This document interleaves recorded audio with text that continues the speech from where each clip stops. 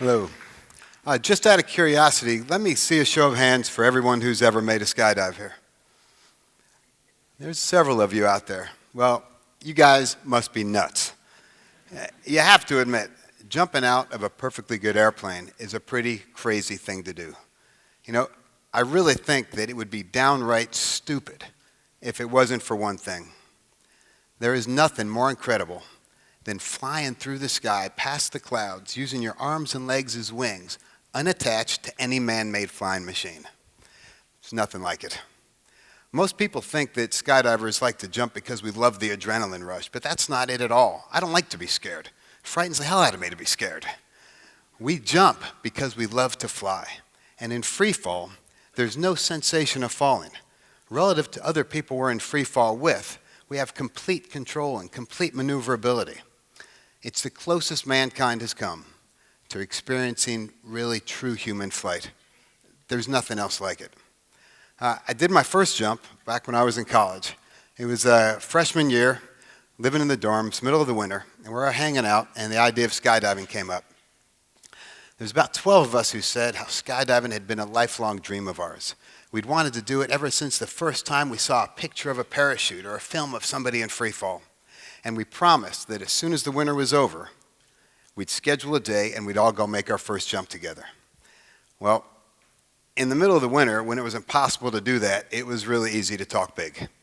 But when that day finally arrived, I got up in the morning and I was terrified. You know, I slowly went over to the window and pulled the curtain to check the weather, and I was begging that it would be pouring rain so that I had an excuse not to go and I wouldn't have to chicken out in front of everybody. No such luck. It was beautiful blue skies. Some of my friends who lived right in the rooms next to me in the same building must have looked out a completely different window. Because of the 12 of us that were going to go that day, only 4 of us actually made it to the skydiving center. This is over 30 years ago now, and skydiving was much different back then. We used round military surplus parachutes, and they were connected to the airplane with a static line. And the static line would deploy the parachute as soon as you left the airplane. So it'd only be about 2 or 3 seconds of free fall. We used single-engine Cessna planes, tiny little airplanes, that all the seats had been taken out of so that we could fit inside them with the big equipment that we had. Remember, seated on the floor, facing backwards in the airplane, the pilot was here, and next to me on this side was a big hole in the airplane where the door had been removed. And all the ride up, I was just about climbing into the pilot's lap because I didn't want to get too close to this door before it was really time to go. About 800 meters, the instructor looked at me and he said, "Climb out." Never been so terrified in my life. I slowly put my foot outside and reached for the landing gear.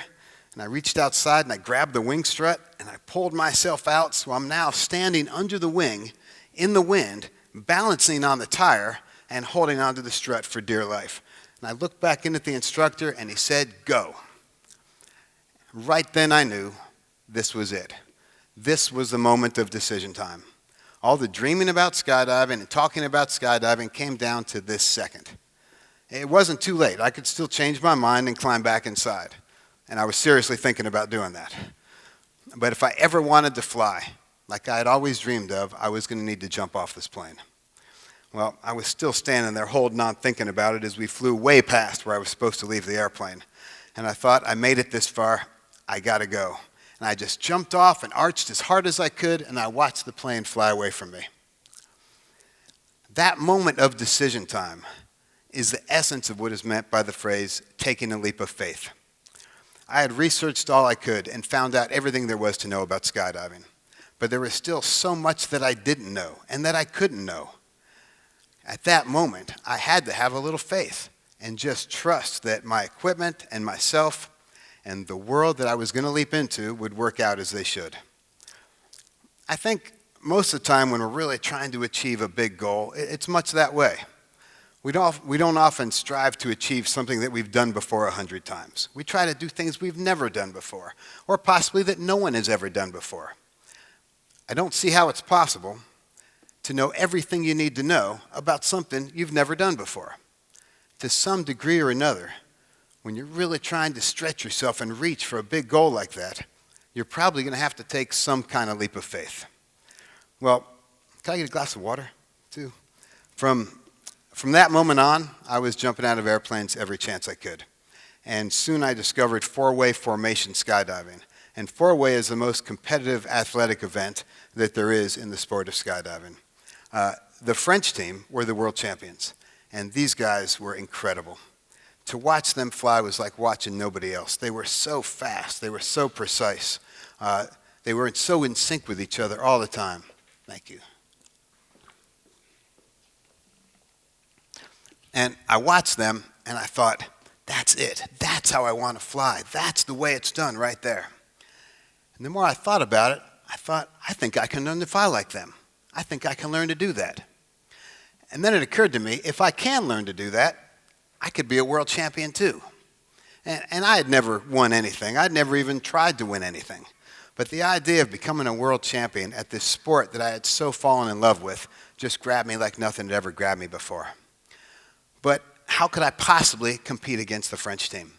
These guys were a professional skydiving team. They had all the resources anybody could ever want.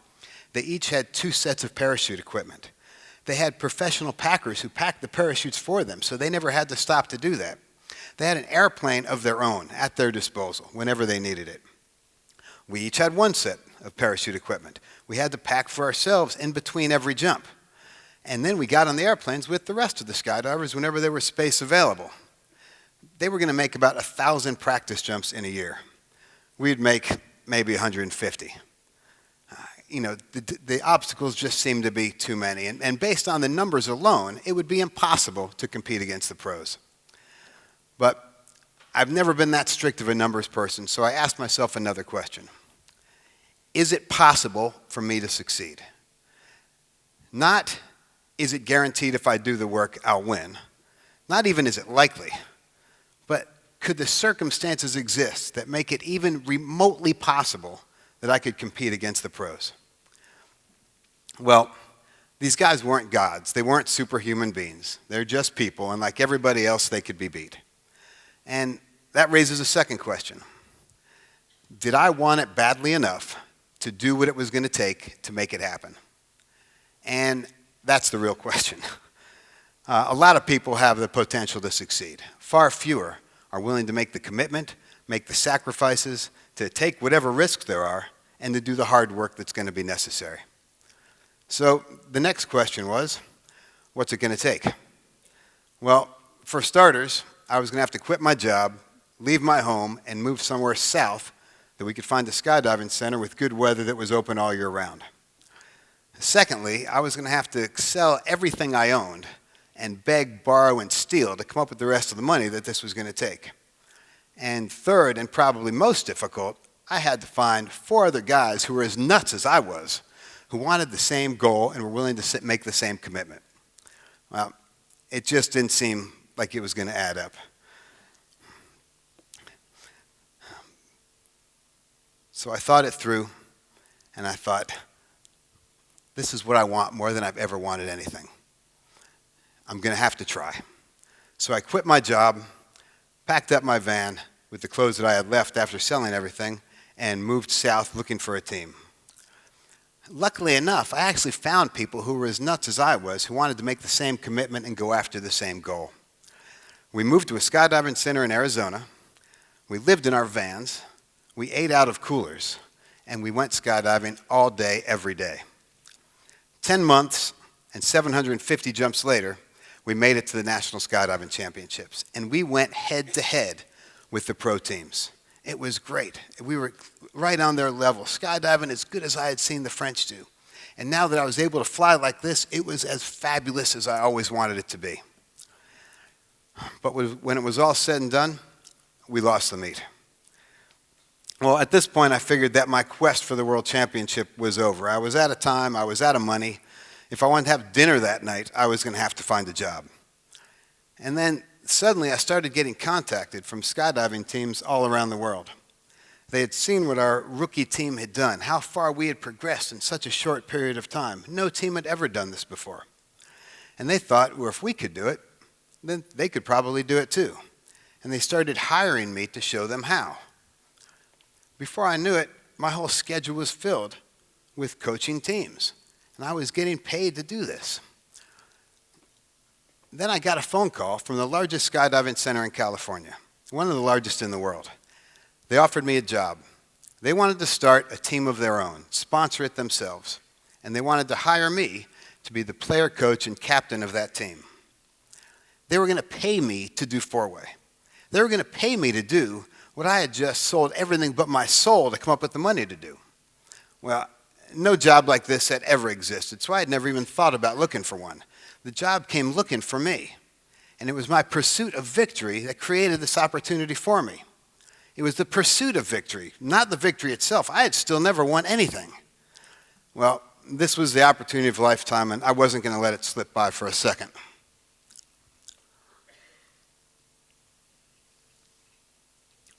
It gave me the chance to collective team with some of my best friends who I also knew had unlimited potential in the sport.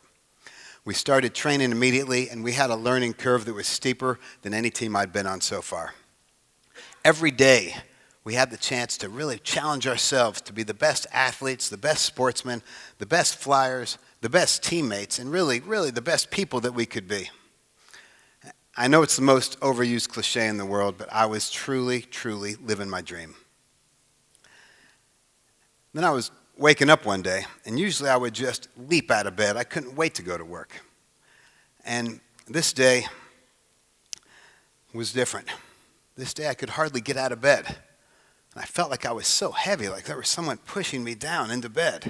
And I was trying to collect my thoughts, but I couldn't even think straight. I tried to open my eyes, but didn't have the energy to even peel my eyelids open. And I thought, there's something wrong. There's something seriously wrong here. When I was able to finally open my eyes, I found myself laying flat on my back and staring straight up at the ceiling. And over me, I saw wires and hoses and lights and gauges. And I realized I'm waking up in a hospital bed. And I had no idea what had happened or what I was doing there or what was going on. I soon found out that I had been in a plane crash. In the crash, I had broken my neck and cracked my skull, had a severe brain injury, collapsed one lung, and had other internal damage. You can imagine that this was quite disturbing because the last thing I could remember, I was great. I was on top of the world. That wasn't all the bad news. The plane we were riding in carried 22 people. 16 of the 22 had been killed in the crash. One of them was one of my teammates who was like a little brother to me. Other members of a team called Tomscat from Holland that had come to work with me in California. All the rest, pretty much close friends of mine. The crash had been over a month ago. They told me I had been in a coma for nearly 6 weeks and lost 40 pounds. While I was sitting there trying to grasp all this, I realized that not only are these friends gone, but they were buried weeks ago. This is already history.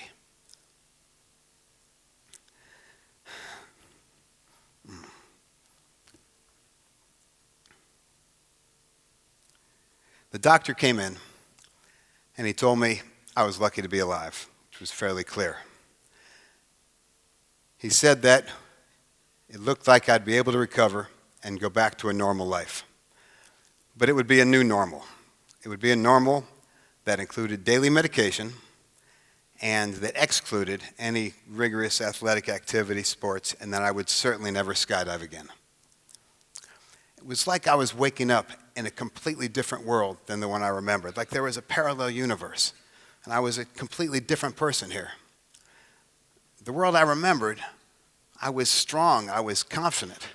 I was completely independent. I had a very clear goal that I was aiming for. I had a path on how I planned to get there, and I knew who I was and the person I was hoping to become in pursuit of that goal. That was all over. Now I woke up a completely different person.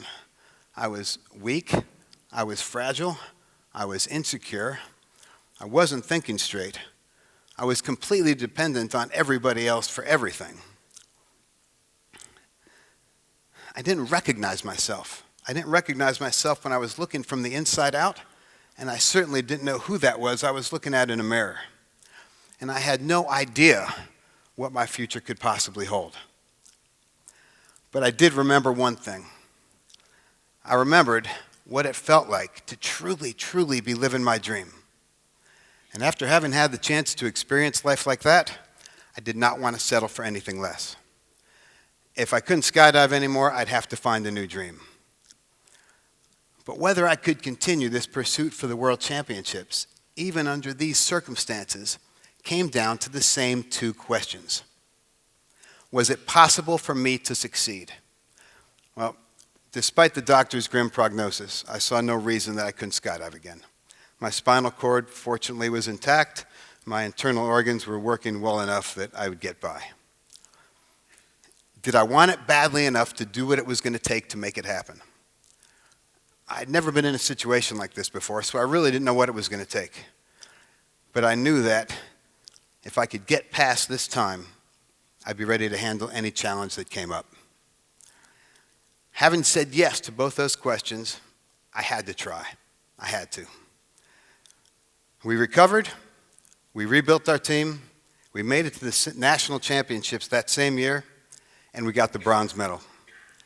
We rebuilt the team, got back to the national championships the next year, and got the silver medal.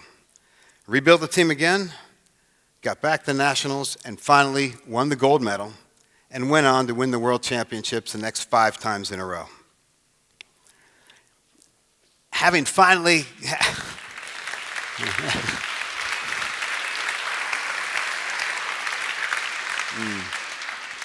Thanks, I needed a drink. Having finally achieved this goal I was after, I could not have been more proud. But those particular championships and those medals, they were single moments in time. They were so short-lived. You know, really pursuing your dream and going after your goal, that was a way of life. And after almost having had my life taken away from me, that's the way of life I'm always going to choose to live. You know, all of you guys have great ideas. That's why you're here. That's what TED is all about. And with those ideas come specific goals. Make sure you're not just talking about them.